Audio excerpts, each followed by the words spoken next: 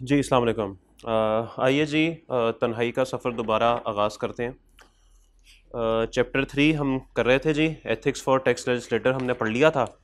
फिर हम ethics for tax administrators भी पढ़ चुके थे और एथिक्स फॉर टैक्स प्रैक्टिशनर्स भी हम पढ़ चुके थे। आइए एथिक्स फॉर टैक्स पेयर्स पढ़ते हैं, और अगर कुछ वक्त बचा तो फिर आखिरी सफ़ा जो इसका कोड ऑफ एथिक्स है वो भी आज कंप्लीट करके तो इस चैप्टर को फारिग करते हैं, ताकि कल अगर आप वापस आते हैं इंशाल्लाह खैर खैरियत से अगली क्लास में, तो फिर इंशाल्लाह हम वापस उसी सैलरी का अख्ताम करें जो हमने शुरू किया था। Ethics for tax. अच्छा, आप लोगों को अगर मैं कह नहीं रहा तो आप लोग खुद से ही जो चैप्टर 18 का एक एक न्यूमेरिकल है ना वो खुद से अटैम्प्ट करते जाएं। तो गालिबन चौथा हमने नहीं, चौथा फातिमा हसन वाला हमने कर लिया हुआ था, पांचवा जो है वो आपका गालिबन होमवर्क था। तो उससे अगले जो सवालात हैं वो आप देख लें। मेरे ख्याल में अब आप कर सकते हैं, क्योंकि अब आपने थोड़ा बहुत एम्प्लॉय शेयर स्कीम भी पढ़ ही लिया है, तो चले कुछ ना कुछ तो काम चल ही जाएगा। एनीवेज, आइए जी पेज 20 पे ethics for tax payers, tax payers की क्या अखलाकियात हैं वो देख लेते हैं। लिखा हुआ है जी, मोरालिटी बिहाइंड टैक्स कंप्लायंस। क्यों लोग जो है वो टैक्स पे करना चाहते हैं, ठीक है। या मैं दूसरे अल्फाज में ऐसे कहूँ कि अगर एफबीआर चाहे कि किसी को कन्विंस करे कि जी आप टैक्स पे किया करें, तो वो क्या वजूहात हो सकती हैं, वो क्या लॉजिक्स हो सकती हैं जिसको दे के एफबीआर ये कह सकता है कि भाई आप टैक्स पे करें। तो there are 3 approaches to ethics for tax compliance. वो कह रहे हैं भाईजान 3 तरह की अप्रोचेज हैं जिससे आप लोगों को कह सकते हैं कि भाईजान आप टैक्स कंप्लायंस कराएं। Number 1, utilitarianism. Utilitarianism tells us to aim for greatest happiness across the population. Happiness is the satisfaction of our desires. जी, एफ बी आर वाले लोगों को जाकर ये कह सकते हैं कि भाई अगर आप टैक्स देंगे तो लोगों के पास, जाहिर बात है, जो लोग अफोर्ड नहीं कर सकते, जो लोग गरीब हैं, उनके पास पैसे पहुंचेंगे आपके टैक्स की वजह से। और जब उनके पास पैसे पहुंचेंगे तो ऑब्वियसली वो लोग खुश होंगे। तो क्या आप नहीं चाहते कि बाकी लोग जो हैं वो आपकी वजह से खुश हों? तो भाईजान यही बात वो यहाँ पे करना चाह रहा है कि आप जब लोगों के पास जाएं तो आपने लोगों को आइडेंटिफाई करना है और लोगों को 3 हिस्सों में डिवाइड करना है। अब जाहिर बात है, एक बंदा जो सेल्स करता है, अक्सर आपने देखा होगा लोग आपके पास से चीज़ें सेल करने आते हैं, जो सेल्समैन होते हैं, आप किसी शॉपिंग मॉल में घूम रहे हो तो सेलमैन आ जाते हैं आपके पास। वो टेक्टिक्स अपनाते हैं। वो टेक्टिक्स होते हैं कुछ कि यार किसी तरीके से हमारी चीज़ सेल हो जाए।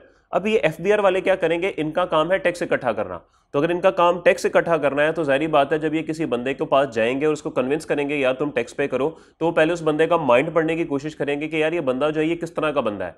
अगर तो ये इस तरह का बंदा है कि ये दूसरों की खुशियों में खुश होता है, तो फिर इसको इस तरह से घेरने की कोशिश करो, इसको बताओ कि यार तुम अगर टैक्स पे करोगे ना तो देखो ये बाकी सब लोग तुम्हारी वजह से खुश हो जाएंगे। और वो बंदा तो ऑलरेडी बोल रहा है हैप्पीनेस इज द सेटिस्फेक्शन और डिजायर्स, कि अगर दूसरे लोग खुश होंगे तो यही हमारी ख्वाहिशात की तकमील है। तो भाईजान ऐसे लोगों को आप यूटिलिटेरियनिज्म बोलेंगे और ऐसे लोगों पे आप ये वाली अप्रोच लगा के उनसे टैक्स निकलवाने की कोशिश करेंगे। फिर आते हैं मेरे जैसे लोग, डियोंटोलॉजी, किसी चीज़ का शौक नहीं होता। Deontology basis ethics on the idea of duty. इन लोगों के ऊपर जो भी काम होता है ये बस उसको जिम्मेदारी समझते हैं। पढ़ाना है सब मैं जिम्मेदार, जिम्मेदारी से काम करूंगा, टाइम पे आऊँगा, टाइम पे जाऊँगा, टाइम पे कोर्स खत्म कराऊंगा, टाइम पे सब कुछ करूंगा। शौक मुझे कोई नहीं है। ना कोई ऐसे नहीं, पता नहीं क्या, जैसे आप लोग हैं, आप लोग भी इसकी सबसे बड़ी मिसाल तो आप लोग हैं। पढ़ने का कोई शौक नहीं है, बस जिम्मेदारी है जी, बस पढ़ना है। कुछ में तो ऐसे वो भी नहीं है, लेकिन चले कुछ में है।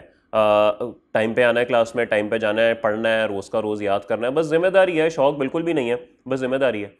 तो भाईजान इन लोगों को बोलते हैं डियोंटोलॉजी, जो कि सिर्फ जिम्मेदारी समझ के अपना काम करते हैं, बाकी ना ये किसी की खुशी में खुश होते हैं, ना इनको जो है वो किसी चीज़ का शौक होता है। तो deontology basis ethics on the idea of duty.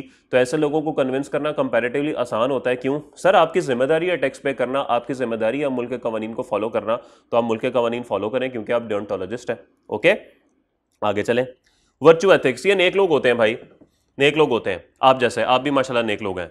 Virtue ethics focus on the virtues we should have. ये लोग कहते हैं कि जी हमारे पास नेकियां होनी चाहिए और साफ होने चाहिए हमारे अंदर। A broad conception must be use hair.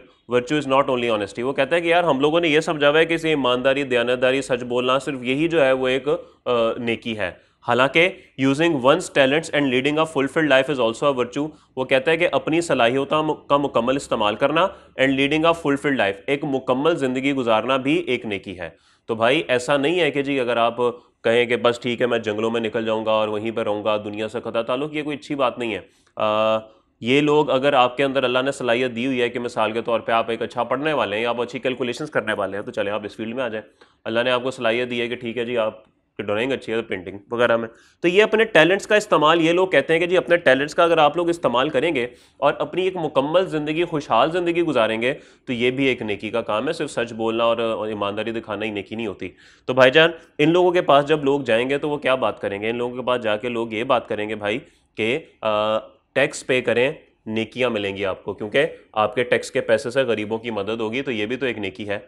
तो ये तीन तरह के लोग जो हैं वो एफबीआई आइडेंटिफाई करेगा। यूटिलिटेरियनिज्म जो कि खुशियों की बात करते हैं, डियोंटोलॉजी जो कि जिम्मेदारियों की बात करते हैं, और वर्चू एथिक्स जो नेकी की बात करते हैं। तो ये तीन लोग जो है फिर क्या करेंगे? यही तीन लोग जो है फिर आगे टैक्स जो है वो पे करेंगे। खैर एनीवेज आगे चलते हैं जी। इन्हीं की आगे कुछ एक्सप्लेनेशन दी गई है। Ethics and morality for tax payers regarding taxation compliance, यही आगे बातें एक्सप्लेनेशन में हो रही हैं, रीडिंग कर लेते हैं। For tax payers following utilitarian approach, भाईजान वो टैक्स पेयर जो कि यूटिलिटेरियन अप्रोच फॉलो कर रहे हैं, the important economic goal is to ensure that goods and services are available to everyone for decent life. तो भाईजान एक बहुत इंपॉर्टेंट, बहुत ज़रूरी एक मुआशी जो मकसद है वो ये है कि चीज़ें और सहूलियात हर एक को ज़िंदगी में मिल जाएं फॉर डिसेंट लाइफ, एक मुनासिब ज़िंदगी के लिए। Utilitarian compliance level will be better. भाईजान ये जो लोग हैं ना जो खुशियों की बात करते हैं, ये ज़्यादा लोग आपके काबू आ जाएंगे, because there is a great need of resources for general public and country. इस मुल्क के अंदर ना गुर्बत बहुत ज़्यादा है, इस मुल्क के अंदर दुख बहुत ज़्यादा है, इस मुल्क के अंदर डिप्रेशन बहुत ज़्यादा है। तो क्या होगा अगर आप लोगों को पैसे देंगे, मतलब आप टैक्स पे करेंगे और उस टैक्स की वजह से लोगों को पैसे मिलेंगे, तो गरीब लोग बहुत खुश हो जाएंगे। और यहाँ पे खुशियों की तो बहुत ज़रूरत है, स्पेशली पिछले 2-3 दिन से जो इस मुल्क में हो रहा है उसके बाद तो खुशियों की वाकई बहुत ज़रूरत है। कुछ लोग कल बहुत खुश हुए होंगे तो वो नहीं वो हैं, और जो लोग कल दुखी बैठे होंगे वो नहीं वो हैं। आज भी देखें कुछ लोग खुश होंगे वो नहीं वो होंगे, और जो दुखी होंगे वो नहीं वो होंगे। तो बहरहाल ये ऐसे ही चलता है। एनीवेज तो बहरहाल आप अपनी पढ़ाई पे ध्यान दें, आप वो पे ध्यान ना दें कि वो कौन था। तो भाईजान utility compliance level, utilitarian compliance level better, ये लोग ज़्यादा टैक्स पे करेंगे। फिर आते हैं deontologist approach lays down absolute duties. आपको बता दिया कि जिम्मेदारियों की बात करते हैं सिर्फ। There is a duty of individuals to pay for social resources provided by government. Individual की, एक फ़र्द की ये जिम्मेदारी है कि वो जितने भी सोर्सेज हुकूमत ने उसको प्रोवाइड किए हुए हैं वो उस पर क्या करे भाई, वो उस पर पे करे हुकूमत को। The one who uses a public hospital और a public road should pay for it. सीधी सी बात है, अगर आप सरकारी हॉस्पिटल का इस्तेमाल करते हैं, सरकारी सड़कों का इस्तेमाल करते हैं, तो सर आपकी जिम्मेदारी है कि आप हुकूमत को उसके एवज पे करें। So this approach says that it is obligation of tax payer to pay tax for use of public facilities. तो भाईजान ये अप्रोच वाले लोग कहते हैं कि भाई चूंकि आप हुकूमत की चीज़ें इस्तेमाल कर रहे हैं, हुकूमत के रिसोर्सेज इस्तेमाल कर रहे हैं, तो बदले में आपको भी कोई ना कोई टैक्स पे करना चाहिए। तो भाईजान ये तो डियोंटोलॉजिस्ट लोग हैं। और आखिर में आ जाते हैं जी वर्चू एथिक्स, जो नेकियों की बात करते हैं। ये कौन लोग हैं भाई?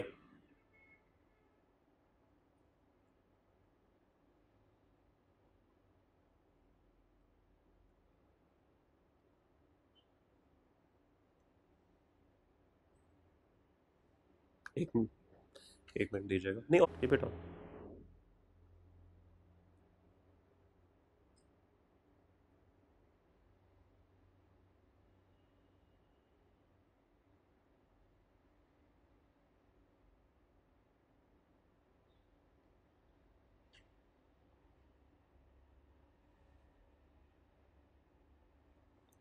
ओके जी, फिर आते हैं जी नेकी वाले लोग, virtue ethics.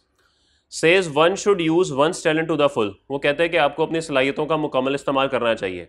Financial incentives encourage people to use their talents but very high tax rates reduce those incentives. अब होता क्या है भाई, होता ये है कि अगर आपकी इनकम बढ़ती जाएगी ना तो फिर आपका टैक्स भी बढ़ता जाएगा, और जैसे जैसे आपका टैक्स बढ़ता जाएगा ज़ाहिरी बात है कि जो आप पैसे नेट कमाएंगे वो कम होते जाएंगे। यानी 100 रुपये के ऊपर 15 रुपये डिविडेंड है तो आप 85 रुपये कमाएंगे। 1000 रुपये के ऊपर डिविडेंड फिर 150 हो जाए, टैक्स 150 हो जाएगा। 15% है ना तो 150 हो जाएगा। तो वो कह रहे हैं कि जैसे जैसे आप अपनी इनकम बढ़ाते जाएंगे उधर से टैक्स की रेशो भी तो बढ़ती जाएगी। तो टैक्स की रेशो अगर बढ़ती जाएगी तो इसका मतलब है कि आपकी जो नेट इनकम है उस पर भी फर्क पड़ता रहेगा। तो वो कहता है कि भाईजान फाइनेंशियल इंसेंटिव जो है, जब लोगों को पैसा मिलता है तो लोग अपनी सलाहियतों का मुकम्मल इस्तेमाल करते हैं। आज आपको कह दिया जाए कि रोज़ 1 घंटा पढ़ने के बदले में आपको 5000 रुपये मिलेंगे, तो आप देखें दिन के 24 घंटों में से 28 घंटे पढ़ा करेंगे कि 1 घंटे का 5000 रुपया मिलता है। तो ये फाइनेंशियल इंसेंटिव्स जो है ना, ये लोगों को इनकरेज करते हैं कि अपनी सलाहियतों का मुकम्मल इस्तेमाल करें। But very high tax rates reduce those incentive. लेकिन जब आप वो पैसा कमाएंगे तो जाहिर बात है टैक्स रेट भी ज़्यादा लगेगा, और अगर टैक्स रेट ज़्यादा लगेगा तो आपके वो फ़वायद कम हो जाएंगे। तो फिर अनदर वर्चुअस चैरिटी, वो कहता है कि भाईजान एक दूसरी नेकी ये है कि आप खैरात दिया करें, इधर इन फॉर्म ऑफ कैश और टाइम। अब खैरात या तो कैश में दी जा सकती है, या अगर आप किसी को अपना थोड़ा सा वक्त भी दे देना तो वो भी एक चैरिटी ही है, किसी को एक अच्छा वक्त अपना दे दें तो वो भी एक चैरिटी है। ले जी, the more take home cash people have the more charities they can afford and also find time to perform charity work. ले जी, अब वो यहां पर बात करता है कि जितना कैश लोगों के पास ज्यादा होगा उतनी ही ज़्यादा चैरिटीज़ जो है वो लोग अफोर्ड कर सकेंगे और उतना ही ज़्यादा वक्त जो है वो लगाएंगे चैरिटी का काम करने में। अब मिसाल के तौर पे भाईजान, अगर आप अपनी सलाहियतों का मुकम्मल इस्तेमाल करेंगे, ज़्यादा इस्तेमाल करेंगे तो ये एक नेकी है। जब आप नेकी करेंगे तो ज़ाहिर बात है सलाहियतों का इस्तेमाल करेंगे तो आपकी इनकम भी ज़्यादा होगी। जब आपकी इनकम ज़्यादा होगी तो ठीक है जी, टैक्स भी ज़्यादा आएगा, हुकूमत को टैक्स भी ज़्यादा मिलेगा। लेकिन ज़ाहिर बात है जितनी ज़्यादा आपकी इनकम होगी उतना ही फिर आप चैरिटी के लिए भी निकाल सकेंगे और ज़ाहिर बात है कि फिर आप जो है वो वक्त भी निकाल सकेंगे कि आप खुद भी जाएं। अब मिसाल के तौर पे जिस बंदे की तनख्वाह 20 या 25,000 रुपये या 40,000 रुपये है, अगर उसको कहा जाए कि यार तुम 4 महीने ज़रा छोड़ो, नौकरी वगैरह सब कुछ छोड़ो और जाओ ज़रा ऐसे इलाकों में जहाँ पे सैलाब आए हुए हैं, ज़लज़ले आए हुए हैं, वहाँ पे जाके चैरिटी वर्क करो, वो कहेगा सर मेरी जितनी तनख्वाह है ना, मेरा सर्वाइवल नहीं है, मैं मन टू मन चलता हूँ, मैं इतना अफोर्ड नहीं कर सकता। इसके बरक्स जो एक इंडस्ट्रियलिस्ट होगा, अरबपति इंसान होगा, वो अगर 4-5 महीने के लिए इधर उधर भी हो जाए ना तो उसको कोई टेंशन नहीं है, ठीक है। वो खुद भी जाकर सलसला ज़दगान या सैलाब ज़दगान वाले इलाकों में चला जाए तो वहाँ पर उसको चैरिटी करने में कोई प्रॉब्लम नहीं है। क्यों? क्योंकि उसके पास इंसेंटिव्स अभी बहुत ज़्यादा मौजूद हैं। तो ये बात वो कर रहा है कि भाईजान जितना more take home cash people है, जितना ज़्यादा पैसा लोगों के पास होगा घर ले जाने के लिए, ऑब्वियसली आफ्टर टैक्स काटने के बाद, उतनी ही ज़्यादा चैरिटी वो लोग कर सकेंगे and also find time to perform charity work, उतना ही ज़्यादा वक्त दे सकेंगे इन चीज़ों को। अदरवाइज तो आप बस पैसे कमाने में लगे रहेंगे कि भाईजान सर्कल चलाना है। Okay, a third virtue is independence. वो कहते हैं एक और नेकी की बात करते हैं और वो है आज़ादी। हम कोई गुलाम है, आज़ादी। It is good to live on own money. अच्छा, ये वो वाली आज़ादी नहीं है जिसकी बात होती है, ये बात होती है कि भाईजान किसी से पैसे लेके नहीं खाने। अच्छा, वैसे हम लोग भी जो है ना वो आज़ाद नहीं है ओवरऑल, अगर ये वाली बात भी करें, क्योंकि हम कौन सा अपने पैसे कमा रहे हैं, हम तो IMF से पैसे ले रहे हैं, कर्जा लेके मुल्क चला रहे हैं। तो इसीलिए वो कह रहा है कि भाईजान इंडिपेंडेंस, आज़ाद होना भी एक नेकी है और इट इज़ गुड, ये एक अच्छी बात है कि आप अपने पैसे पे ही जिंदा रहें, ठीक है, अपना कमाएं अपना खाएं। Lower tax rate makes independence easy. तो अगर टैक्स रेट कम होगा तो भाईजान आज़ादी जो है वो बेहतर हो सकेगी। और आज़ादी ये वाली नहीं कि हम कोई गुलाम हैं, आज़ादी वो वाली कि जी हम अपना पैसे पे फिर इंडिपेंडेंटली रह सकेंगे, हमें किसी से मांगने की जरूरत नहीं पड़ेगी। तो भाई ये 3 अप्रोचेज हैं, यूटिलिटेरियन खुशियों की बात करने वाले, डियोंटोलॉजिस्ट जिम्मेदारियों की बात करने वाले, और वर्चू एथिक्स नेकियों की बात करने वाले। Okay man, okay man. ले जी, अब आप जाएंगे इन तीनों लोगों के पास और ये जो नीचे टेबल बना हुआ है ना जिसमें पर्पस लिखा हुआ है, आप इन लोगों को पर्पस बताएंगे कि मैं FBR का बंदा हूं और मैं आपके पास क्यों आया हूं। अब इन लोगों का आगे जवाब क्या होगा वो आगे लिखा हुआ है जी, tax can be use for all purposes and it is clear that what ethicist would say about this purposes. वो कहता है भाईजान टैक्स जो है वो तमाम मकासद के लिए इस्तेमाल हो सकता है और ये बात बिल्कुल क्लियर है कि ये तीनों लोग जो हैं अखलाकियात वाले, तीनों अप्रोचेस वाले, इनको क्या कहना है जी इस बारे में। लेकिन सबसे पहले आप इन लोगों के पास जाएंगे और कहेंगे सर कैसे हैं आप, ठीक ठाक हैं? हाँ जी अल्हम्दुलिल्लाह। सर हम आपके पास हाजिर हुए हैं कि आप टैक्स पे करें। क्यों टैक्स पे करें? इसलिए टैक्स पे करें कि आपके टैक्स के पैसे से we will provide law and order, health care and education service to public.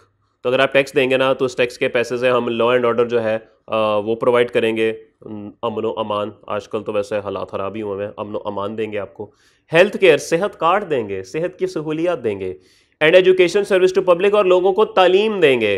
क्या टैक्स पे करेंगे आप? अगर हम ये काम अगर आप टैक्स पे करेंगे तो हम ये सर्विसेज लोगों को देंगे। Utilitarian will approve tax. हाँ हाँ हाँ, क्यों नहीं, कितना टैक्स चाहिए? ज़रूर, because more goods and services will be available resulting in increase in happiness among people.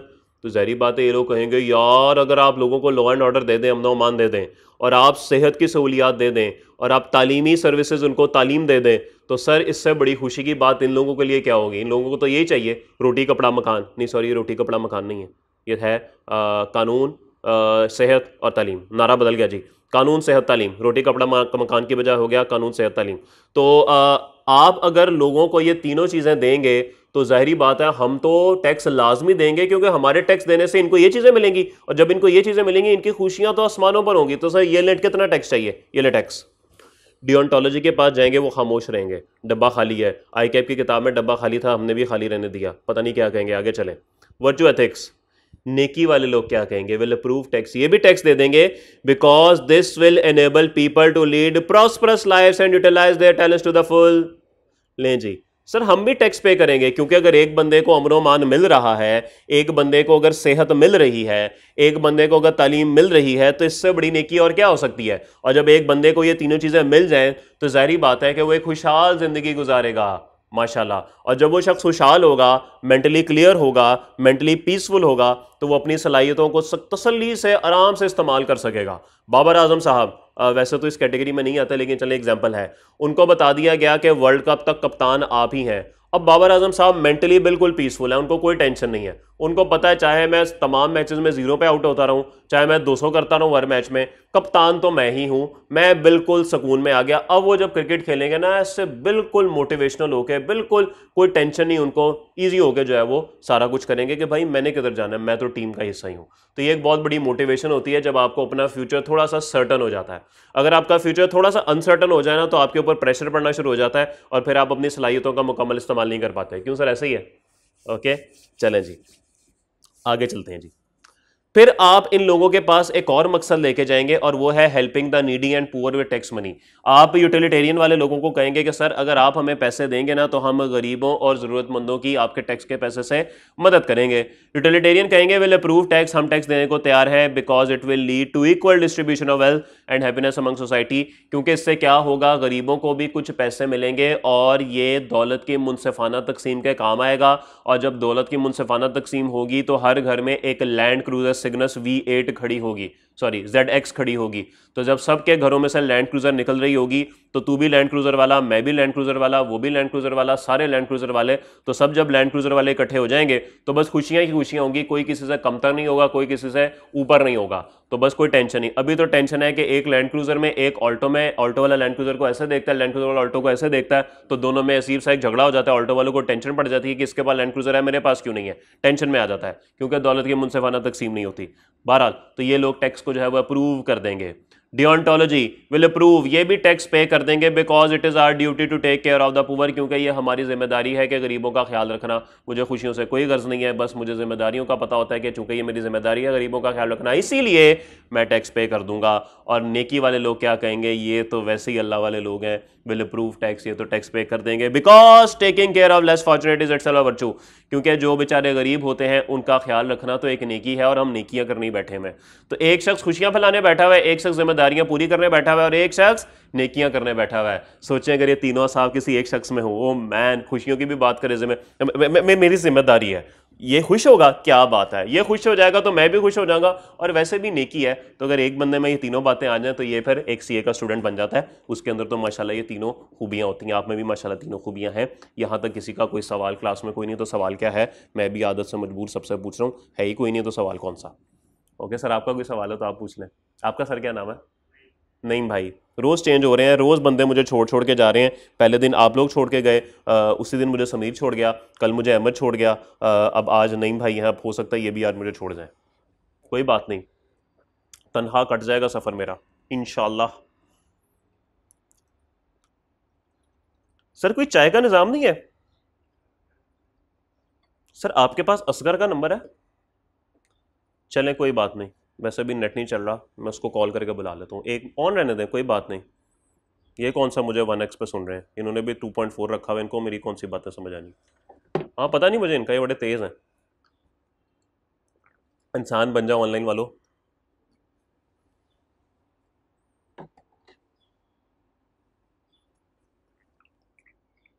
अगर कॉलेज हो यार,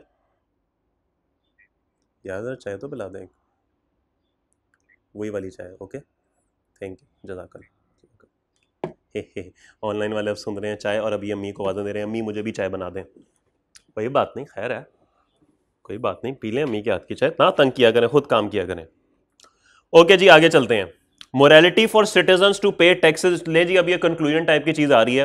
वो कह रहा है कि भाईजान लोगों की जो अखलाकियात है ना, टैक्स पेयर की जो अखलाकियात है टैक्सेस पे करने की, वो जस्टिफाइड है। State is able to provide proper infrastructure. लोग टैक्स पे करेंगे तो फिर रियासत जो है वो आपको इंफ्रास्ट्रक्चर देगी ना, तभी तो अंडरपास बनेंगे, तभी तो पुल बनेंगे, और क्या बन रहा है, तभी तो मेट्रो ट्रेन बनेगी, तभी तो मेट्रो बस बनेगी, और क्या बन रहा है सर इस मुल्क में? यही बन रहा है, और तो कुछ नहीं बन रहा। अबे ओ भाई कह नहीं, भाई कह रहे हैं बिगड़ है। अच्छा चलें, इस पे बाद में बात करते हैं, फिलहाल हम अपने चैप्टर पे रहते हैं। तो अगर आप लोग टैक्सेस पे करेंगे तो ये इंफ्रास्ट्रक्चर बनेगा, हॉस्पिटल बनेंगे, तालीमी इदारे बनेंगे, सड़कें बनेंगी, डैम बनेंगे, जितना भी इंफ्रास्ट्रक्चर है ये बनेगा अगर आप लोग टैक्स पे करेंगे।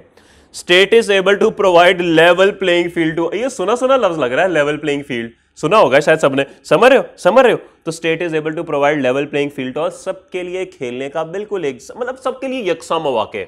आप जो ये सोच रहे हैं ना, अगर आप लोगों ने ये लफ्ज आजकल टीवी पे बड़ा चल रहा है लेवल प्लेइंग फील्ड का, तो बहरहाल आपने जरा बस ठीक है उधर से इधर ही लें, वो पता नहीं क्या बात करते हैं मुझे नहीं पता। तो इसीलिए टैक्स दें ताकि सबके लिए यकसा मौके हों, तालीम के, सेहत के। अब ठीक है वो नहीं है यहाँ पे तो एक अलग बात है, लेकिन बहरहाल आप लोगों ने तो टैक्स पे करना है ना, आप लोगों ने तो अपनी जिम्मेदारी पूरी करनी है। आगे जिम्मेदारी पूरे ना करे वो जवाब दे अल्लाह को, आप तो अपनी जिम्मेदारी पूरी करें। तो भाई टैक्सेस पे करना इसलिए जस्टिफाइड है, इसलिए ज़रूरी है ताकि रियासत इंफ्रास्ट्रक्चर दे सके और रियासत जो है सबके लिए यकसा मौके पैदा कर सके। Okay man, okay man. आइए जी अगले सफ़े पे ले जी। एक और छोटी सी चीज़ है कि आप इन लोगों से बात करेंगे, इन लोगों से, यही 3 लोगों से, 2 चीज़ें। एक आप बात करेंगे टैक्स अवॉइडेंस की, और एक आप बात करेंगे टैक्स एवेजन की। दोनों में फर्क क्या है? मैंने एक दफा आपको आई थिंक बताया था फर्क, लेकिन आज जरा डिटेल से बात हो जाएगी। अवॉइडेंस होता है जी जायज तरीके से किसी को अवॉइड करना, ठीक है, जायज तरीके से किसी चीज से बचना, ऐसे बचना कि कोई आपको हाथ ना लगा सके। ओके, जैसे कि अदालत से जमानत करा ली, जायज तरीका है भाई। एवेयन होता है जी चोरी करना, जैसे एवेयन भाग गए, समझ रहे हो, समझ रहे हो। तो जमानत करा ली और भाग गए, इश्तेहारी हो गए ना। तो कुछ थोड़ी बहुत आपको समझ आई होगी। अब मैं इसको ना जरा और बेहतर करने की कोशिश करता हूं। लेट्स अज्यूम आप लोग बाइक पे जा रहे थे मेन रोड पे, दूर से आपने देखा कि रेड सिग्नल मौजूद है, आपने राइट पे देखा कोई गाड़ी नहीं थी, आपने लेफ्ट पे देखा कोई गाड़ी नहीं थी, आपने इधर उधर देखा कहीं वार्डन तो नहीं खड़ा, और आपने बाइक भगा दी। ये नहीं सोचा कि ऊपर अल्लाह की ज़ात भी बैठी है, वो तो देख रही है ना, खैर कोई बात नहीं, मैं ज़रा थोड़ा संटी हो गया था। खैर आप आगे जाएंगे तो आपने क्या किया, आपने सिग्नल तोड़ा। अब आपको जब आगे किसी वार्डन ने कैमरा देख के आपको पकड़ लिया, वो कहेगा हाँ भी सिग्नल क्यों तोड़ा, आपके पास कोई जवाब नहीं है क्योंकि आपने कानून तोड़ा है, सीधी सी बात है।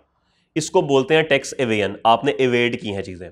उसके बरक्स अगर आपके ये उस्ताद साहब, सॉरी उस्ताद मैं नहीं, उस्ताद वो है, मैं तो छोटा सा आदमी हूँ, आपके ये भाई जो उम्र में 3-4 महीने की फ़र्क है, आपके ये भाई गाड़ी पे जा रहे हैं और देखते हैं सामने रेड सिग्नल है और लेफ्ट पे एक सर्विस लेन जा रही है।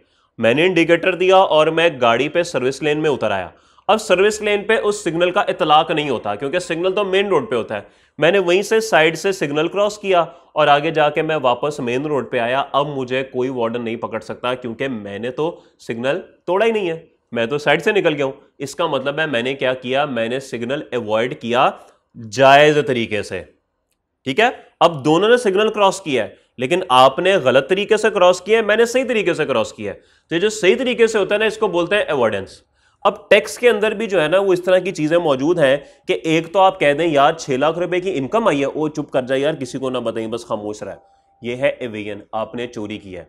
लेकिन जब आप किसी जायज तरीके से इस इनकम को ऐसे कैलकुलेट करें या ऐसे कुछ करें, मिसाल के तौर पे किसी ने कहा कि यार तुम अपना बिजनेस शुरू करने लगे हो, तुम अपना बिजनेस कंपनी बनाओगे, इंडिविजुअल बनाओगे या एओपी करोगे। आपने कहा यार कंपनी का टैक्स रेट है 29%, और अगर एओपी पे जाते हैं या इंडिविजुअल पे जाते हैं, वैसे यहाँ पे बात ना उल्टी लिखी हुई है, ये मैं आपको बता दूं, लेकिन मैं आपको जस्टिफाई कर देता हूँ। कंपनी का रेट है 29%, लेकिन एओपी का जो मैक्सिमम स्लैब पे रेट है वो तो 35% पे चला जाता है। तो यार क्या सोच रहे तू, यार देख शुरू के कुछ सालों में तो मेरी इतनी इनकम नहीं है कि मेरे पे टैक्स रेट 35% लगे। हाँ, बाद में जाके 8-10 साल के बाद जाके 35% से ऊपर होगी। तो यार एक काम करते हैं ना, पहले हम 8-10 साल एओपी रखते हैं ताकि हमारा टैक्स रेट जो है ना कंपनी के रेट से कम हो, हमें फायदा उसमें है। लेकिन जैसे ही हम देखेंगे कि हमारा अब इनकम जो है वो इतनी ऊपर चली गई है कि एओपी पे 35% लग रहा है, हम इसको कंपनी में कन्वर्ट करा लेंगे ताकि हमारा टैक्स रेट 29% पे आ जाए। सर आपने जायज बात की है, आप बिल्कुल करा सकते हैं। तो दोनों सूरतों में क्या है, दोनों सूरतों में आपने टैक्स अवॉइड किया, तो ये फर्क है भाई। तो अब टैक्स अवॉइडेंस एंड एवेजन पे है, लिखा है in recent years tax avoidance is considerable public concern. अब लोग टैक्स अवॉइड करना चाहते हैं। It is compliance with the law through aggressive और abusive avoidance as oppose to simple tax planning which seek to comply with the letter of the law. वो कहते हैं कि भाईजान टैक्स अवॉइडेंस आप करते हैं ना, तो ये कंप्लायंस है लॉ की, ये लॉ की कंप्लायंस है। बेशक आप थोड़ा सा आगे निकल जाते हैं इसमें, लेकिन कोई प्रॉब्लम वाली बात नहीं है। लेकिन बहरहाल टैक्स अवॉइडेंस आप कर सकते हैं, लॉ में इजाजत है। लेकिन tax evasion occurs when someone acts against the law, ये भाईजान एक्ट ऑफ लॉ के ही खिलाफ है, जबकि avoidance comply with letter of law. Simple tax planning which seek to comply with letter of law, बस थोड़ी सी टैक्स की प्लानिंग कर लेते हैं यार, पहले एओपी बना के काम करो, जैसे टैक्स रेट आपका 29% से ऊपर जाएगा आप उस स्लैब में फॉल करोगे तो कंपनी में कन्वर्ट करा लेना ताकि आपका टैक्स रेट 29% पर लॉक हो जाए। टैक्स अवॉइडेंस है, लेटर ऑफ लॉ के अंदर मौजूद है। लेकिन टैक्स एवेजन होती है जब when someone acts against the law, जब आप कानून के खिलाफ हो जाते हैं। Tax avoidance is the legal use of the tax law to one's own advantage. Tax avoidance होती है कि आप जायज तरीकों का इस्तेमाल करें, किस लिए? अपने जाती फायदे के लिए। To reduce the amount of tax payable, ताकि टैक्स पेबल जो है उसको कम किया जा सके। For example it is up to taxpayer that whether the business is started as a partnership or a company. आपके ऊपर है कि क्या आप अपने बिजनेस को एक पार्टनरशिप के तौर पर करना चाहते हैं या एक कंपनी के तौर पर करना चाहते हैं। इन केस ऑफ पार्टनरशिप के केस में tax rate is lower than that of company. तो यहां पे मैंने आपको बताया कि शुरू में पार्टनरशिप एओपी का रेट जो है वो कंपनी से कम होता है, लेकिन एक वक्त आता है जब आपकी इनकम इतनी ज़्यादा हो जाती है कि आपको स्लैब जो है वो 35% से ऊपर वाला लगना शुरू हो जाता है। तो फिर उस सूरत में क्या होता है जी, उस सूरत में बात ऊपर निकल जाती है। Another example is starting business in a tax free zone. Pakistan के अंदर बेशुमार टैक्स फ्री जोन बने हुए हैं, सियालकोट में है, गवादर में है। अगर आप यहाँ पे अपनी कंपनी बना लेंगे, यहाँ पे अपनी फैक्ट्री बना लेंगे तो आप पे कोई टैक्स नहीं लगेगा। तो जब आप पे कोई टैक्स नहीं लगेगा तो इसका मतलब है कि आपकी मर्जी, आप कह दें जी मैं सियालकोट में जाके जो है वो ये काम करना चाह रहा हूँ, तो सियालकोट में जाके आप अपनी कंपनी बना लेंगे, कोई टैक्स पे करना नहीं पड़ेगा। It is tax avoidance. Sir जज़ाकल्लाह, बहुत शुक्रिया। ओह लुट मच गई आज तो। सर ऊपर नाश्ते में क्या मिल रहा है आजकल? क्यों नाश्ता बंद कर दिया? खाने में क्या मिल रहा है आजकल? रोज मुख्तलिफ होता है। आज क्या होगा ऊपर? कोई पता नहीं। आज जुमा है, मेरे ख्याल में तो बिरयानी होगी। बिरयानी होगी ना? ऑनलाइन वाला सुन रहे हैं बिरयानी, मम्मी को आवाज़ लगनी शुरू होगी, अम्मी हमें भी बिरयानी बना कर दें। इसके लिए आपको सीए करना पड़ेगा, फिर क्रिस्टन में आपको जॉब करनी पड़ेगी, फिर आपको बिरयानी मिलेगी। क्यों सर? नहीं भाई ऐसे ही है। ओके। उसके बाद है जी टैक्स एवेजन। टैक्स एवेजन होती है जी टैक्स चोरी करना। Tax evasion is an illegal practice. Illegal है भाईजान, ये तो मैंने पहले बता दिया, जहां पे individual AOP and companies unlawfully avoids payment of tax. भाई गैर कानूनी तरीके से टैक्स की पेमेंट से बचते हैं। In tax evasion taxpayer intentionally conceals the true state of affairs to tax authorities. तो भाईजान ये क्या करते हैं? इंटेंशनली चाहते हैं कि क्या हो कि आप अथॉरिटीज यानी एफबीआर को सही मामलात जो है वो ना बताएं, छुपा लें उनसे।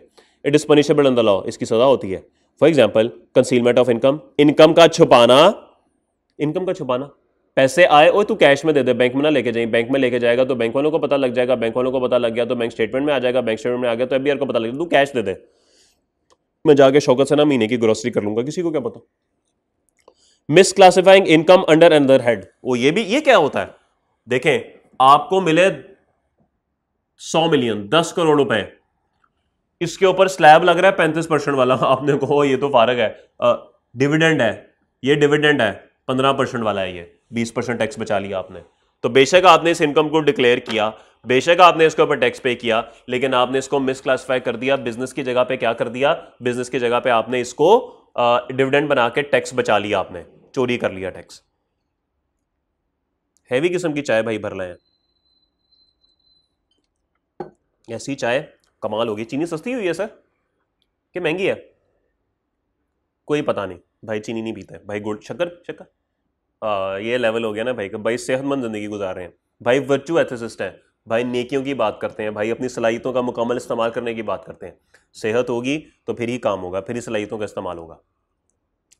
क्लेमिंग एक्सेस डिडक्शंस, अन्य वहां खर्चे माइनस किए हुए हैं, ऐवी फजूल में बेटे की स्कूल की फीस माइनस की हुई है, और घर की ग्रोसरी के खर्चे माइनस किए हुए हैं, साथ वाले घर के भी खर्चे माइनस किए हुए हैं, ऐसी फजूल में claiming excess deductions. And claiming wrong tax credit, cash में चैरिटी दे दी, टैक्स क्रेडिट माइनस किया हुआ है। सारी बातें पढ़ी थी ना। ऐसे ही रात चलते को ज़कात दे दी, डिडक्टेबल अलाउंस माइनस किया हुआ है।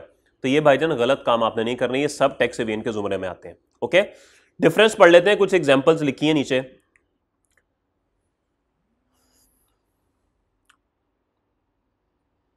एक मिनट दीजिएगा नहीं भाई। ओके भाई, तो ये टेबल है जी, एक समरी बनाई हुई है, तो अगर आप इसको बल्कि खुद ही, या चले मैं पढ़ा देता हूँ। Tax payment is avoided by complying with the provisions of law but defeating the intention of law. भाईजान आप लॉ को कंप्लाई तो कर रहे होते हैं, लेकिन याद रखिएगा कहीं पे भी ये नहीं लिखा हुआ कि आपने जो है टैक्स अवॉइड करना है।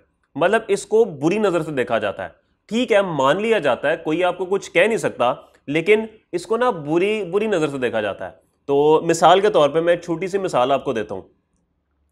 अब तो ये हर बात नहीं होती, हम जब छोटे होते थे तब ये बात होती थी। जो पेप्सी की बॉटल्स है ना, जो शादियों पे अक्सर आप लोग पीते हैं शीशे वाली, ये अब तो आपको नॉर्मल दुकानों से बहुत कम मिलती हैं। अब तो वो प्लास्टिक की वो हो गई, डिस्पोजेबल आ चुकी हुई हैं। पहले शीशे की बॉटल्स होती थी, डिस्पोजेबल नहीं होती थी। तो होता क्या था कि आप दुकान से जब बोतल लेने जाते थे ना, तो वो बोतल होती थी गालिबन कोई 8 रुपए की, लेकिन वो आप अगर आपने बोतल घर लेके जानी है ना, तो वो आपसे 10 रुपए लेता था। क्यों? क्यों? वो 2 रुपए ना उस बोतल की सिक्योरिटी होती थी कि आप ये शीशे की बोतल हमें वापस करके जाएंगे तो आपको 2 रुपए मिल जाएंगे। उस वक्त 2 रुपए की बड़ी अहमियत होती थी। नईम भाई को शायद याद होगी ये बात। तो होता क्या था, बच्चे क्या करते थे, ये मेरी भी कुछ ऐसी हरकतें थी। मैं क्या करता था कि मैं 4 बोतलें ले आया, हाँ 4 बोतलें मैं ले आया 32 रुपए की, आराम से 5-6 दिन लगा के पी। अम्मी अबू से डांट भी पड़ी कि तुम क्या पैसे यहाँ पे ज़ाया करी जाते हो। तो 32 रुपए तुमने, सॉरी 10 रुपए की बोतल है ना, 40 रुपए तुमने ज़ाया कर दिया, तुम सेहत भी ख़राब हो रही। खैर एनीवेज बच्चे थे, डांट खा ली। और फिर उसके बाद ना शरारत क्या करते थे, जब वो 4 बोतलें खाली हो जाती थी ना, तो उन सबकी 2-2 रुपए सिक्योरिटी होती थी। वापस जाते थे, 4 खाली बोतलें देते थे, एक भरी बोतल फिर ले आते थे 8 रुपए की। तो घर जब आते थे तो मम्मी वो पूछते थे, ओ ये तू कहाँ से ले आया, ये 5 बोतल कहाँ से आ गई, पैसे तो तूने लिए नहीं हमसे। तो फिर क्या होता था, हम कहते थे कि हमने जो है ना जरा अवॉइड की हैं चीजें, कानून का इस्तेमाल किया है। अब देखें आपने क्या किया, आपने कानून का इस्तेमाल कर लिया, आपने पैसे नहीं खर्च होने दिए माँ बाप के, लेकिन उनकी इंटेंशन नहीं थी कि आप बोतल पिए। उन्होंने नापसंदीदी से कहा कि यार देखो पैसे भी नहीं गए, इसने काम भी कर लिया, काम भी देखो क्या कर रहा है। तो ये बेसिकली ना कुछ इस तरह की इसकी सेंस होती है कि भाई लॉ जो है ना, लॉ वो आपको कह कुछ नहीं सकता। वो कहता है यार देखो मेरी इंटेंशन नहीं थी कि तुम टैक्स बचाओ, लेकिन चलो अब तुमने बीच में से कुछ जुगाड़ लगा ही लिया है, तो क्या हो सकता है, अब क्या कर सकते हैं। तो ये बेसिकली लूप होल्स होते हैं, जुगाड़ें लगती हैं। Okay,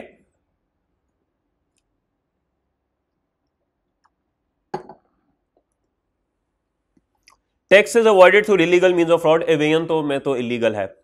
it is done by taking advantage of loopholes in law. ये बात मैंने आपको बता दी कि जो चोर रास्ते होते हैं ना, ये वो चोर रास्ते निकाल के ना आप टैक्स अवॉइडेंस कर लेते हैं। जबकि it is done bye employing unfair mean, ये तो है ही गलत भाई, ये तो सिंपली चोरी है। Tax avoidance is not done with mala fide intention but to comply with law. Avoidance के अंदर आपकी नीयत खराब नहीं होती, बस आप कहते हैं यार लॉ के अंदर रहते हुए आप जो भी कर लें। जैसे आजकल टीवी पे नहीं कहते हैं आइन के अंदर रह के जो मर्जी कर लें, आइन में इसका रह के इसका हल तलाश करें। ये आइन में रह के जो होता है ना टैक्स अवॉइडेंस होती है, लेकिन जैसे ही आप आइन क्रॉस करते हैं तो इवेजन शुरू हो जाती है। Tax evasion is an unlawful way of paying lower taxes, ठीक है ये बात तो हमें पता है।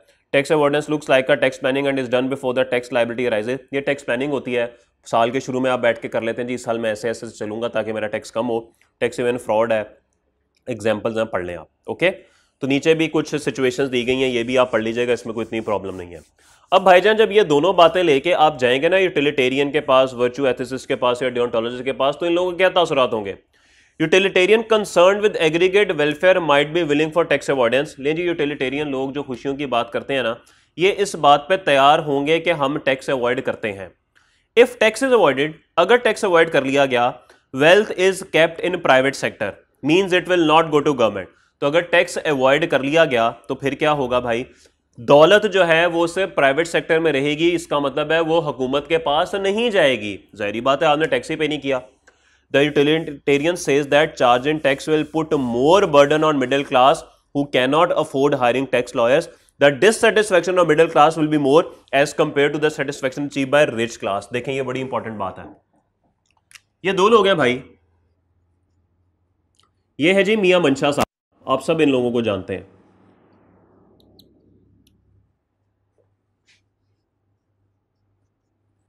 और ये कोई है शौकत, ये गरीब हैं, क्योंकि ये ऐसे गरीब हैं जिनकी लंदन तो क्या पाकिस्तान में भी कोई प्रॉपर्टी नहीं है। ये वो शौकत भाई हैं। लेट्स अज्यूम मियां मंशा साहब की इनकम बनी इतनी, जिस पे उन्होंने टैक्स पे करना है, और इन भाई साहब की इनकम है इतनी, इस पे उन्होंने टैक्स पे करना है। अब मिसाल के तौर पे इस पे टैक्स भी देखें, लुट मच जाएगी टैक्स पे, पता नहीं कितना बनेगा, मैं कह देता हूं चले इतना टैक्स बनेगा एस्टिमेशन, और इनका टैक्स कितना बनेगा, मैं एज्यूम कर लेता हूं इनका टैक्स बनेगा 1.5 लाख रुपया, जस्ट एस्टिमेशन एज्यूम फिगर्स ले जी। अब मियां मंशा साहब ने देखा कि इतना ज़्यादा टैक्स बन गया, अब जाहिर बात है अमीर आदमी है, इन्होंने बड़े बड़े वकील हायर कर लिए, बड़े बड़े टैक्स कंसल्टेंट, बड़े बड़े चार्टर्ड अकाउंटेंट हायर कर लिए, फिरगूसन, PwC, KPMG आ गई, EY आ गई, फोर्ड रोड जिसको आप बोलते हैं, और डिलॉयट आ गई। इन लोगों को रखा, अच्छे खासे इनको पैसे दिए, और ये चारों लोग सर जोड़कर बैठे और इन्होंने इनकी टैक्स लायबिलिटी कम करते करते करते करते करते 50,000 पे ले, और जायज तरीके से, एवॉइडेंस से। इतनी ज्यादा इनकम टैक्स कितना, सिर्फ 50,000। अब मियां मंशा साहब कहेंगे यार कमाल कर दिया तुम लोगों ने, मांगो क्या मांगते हो, और इन सबको 5-5 रुपए देकर कहा लें जी आपकी सर्विसेज हो गई और मेरा टैक्स जो है वो कम हो गया।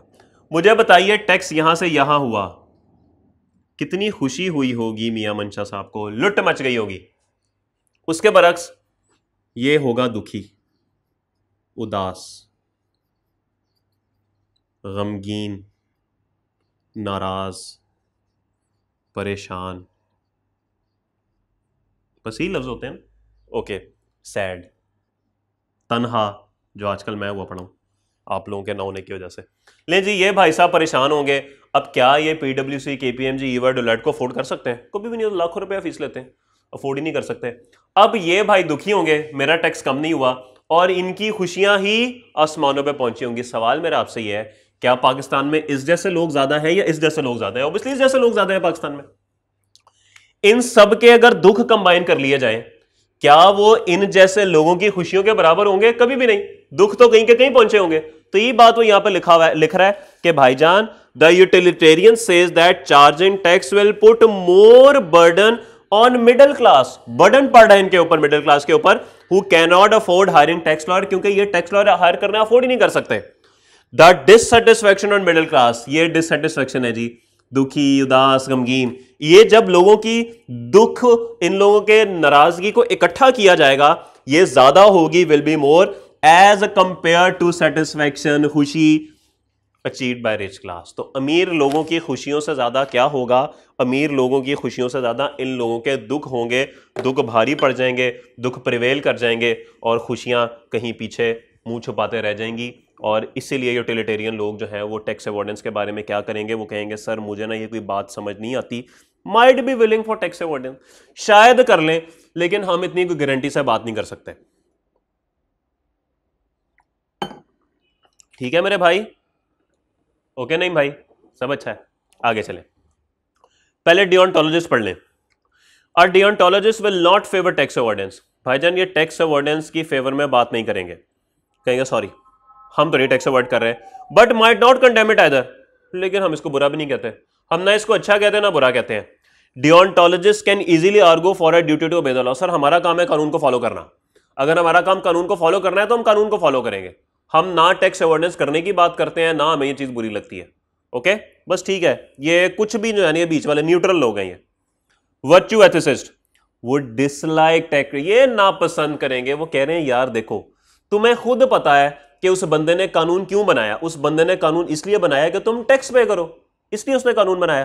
तो अगर उसने कानून इसलिए बनाया है तो तुम उसके अंदर चोर रास्ते ढूंढ के उससे बचने की कोशिश कर रहे हो, ये तो उस लॉ मेकर की इंटेंशन के खिलाफ है।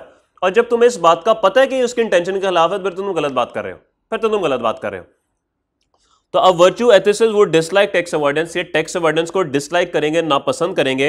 It is not ethical to exploit rules knowing that one is exploiting it for itself.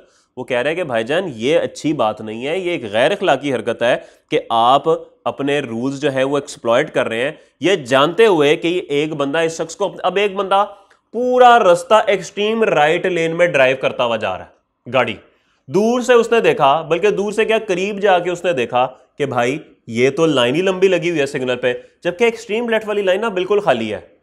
तो मैं क्या करता हूं, मैं जरा ना घुसाने की कोशिश करता हूं। तो अक्सर लोग सिग्नल पे ना गाड़ी एंड पे घुसाते हैं। अब है ये लॉ के अंदर, आप लेन चेंज कर सकते हैं, लेकिन अब इस भाई ने अपने फायदे के लिए ये काम किया, तो वो कहता है भाई ये बात गलत है, ठीक है लॉ में लिखा है आप अपनी लेन चेंज कर सकते हैं, ठीक है आप इंडिकेटर देके चेंज कर सकते हैं, लेकिन ये आपने ना गैर अखलाकी हरकत की है। अक्सर लोग होते हैं ना गैर अखलाकी हरकत करते हैं फजूल किस्म की, तो ये बेसिकली बात है। वो कहता है सर हम इस बात को पसंद नहीं करते। तो भाईजान तीन मुख्तलिफ रवैये हैं। डियोंटोलॉजिस्ट बिल्कुल न्यूट्रल है, कोई बात नहीं करेंगे, वर्चू एथिसिस्ट नापसंद करेंगे टैक्स अवॉइडेंस को, और यूटिलिटेरियन कहेंगे ठीक है सर शायद मैं कर दूं टैक्स अवॉइडेंस, शायद मैं ना करूं। ये भी जरा ना थोड़ा डावाडोल होते हैं, क्योंकि ये लोग किसी को दुख नहीं देख सकते, दुख में नहीं देख सकते। ओके, हाँ अगर टैक्स अवॉइड कर लिया जाए और लोगों के दुख और गमगीनी और उदासी खत्म की जा सके, फिर बात समझ आती है। ठीक है जी, मेरे ख्याल में आज तक इतना ही रखते हैं। कल फिर आप लोग आए तो फिर इंशाल्लाह ये कोड ऑफ एथिक्स करते हैं, इसके पास पेपर करते हैं, और फिर इंशाल्लाह जो है सैलरी का चैप्टर कल शुरू करेंगे। मुलाकात होती है कल। अल्लाह हाफ़िज़।